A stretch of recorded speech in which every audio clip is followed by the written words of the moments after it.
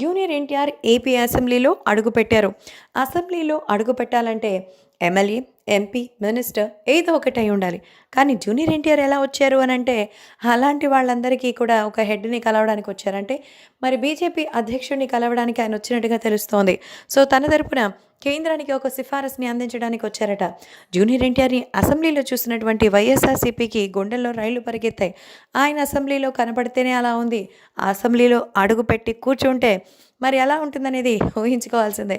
ఎందుకంటే తెలుగుదేశం పార్టీ పట్ల ఆయన బాధ్యతలు తీసుకోవాలని మరి స్వయంగా చంద్రబాబు చెప్పినా సరే, ప్రస్తుతం రాజకీయాలలో మరి దూకుడుగా వెళ్ళాలనే నిర్ణయం మాత్రం ఆయన తీసుకోవడం లేదు. ఎందుకంటే ఇది చాలా చాలా టఫెస్ట్ టైం.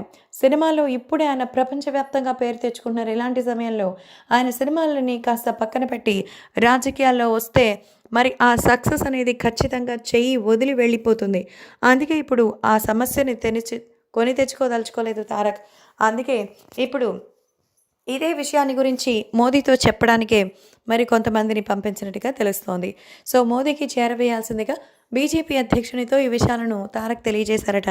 సో, రాజకీయాల గురించి తనని కన్ఫర్మేషన్ అడిగారని, ప్రస్తుతం అయితే రాజకీయాల గురించి కనీసం ఆలోచించే పరిస్థితిలో కూడా లేనని, ప్రస్తుతం సినిమాల మీదే మొత్తం కాన్సంట్రేషన్ ఉంది.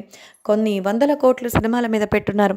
ఇప్పటికీ తెలుగుదేశం పార్టీ ప్రచారాలకి నా వంతు సహకారాన్ని అందిస్తాను. అది కూడా డిజిటల్ వైజ్ మాత్రమే.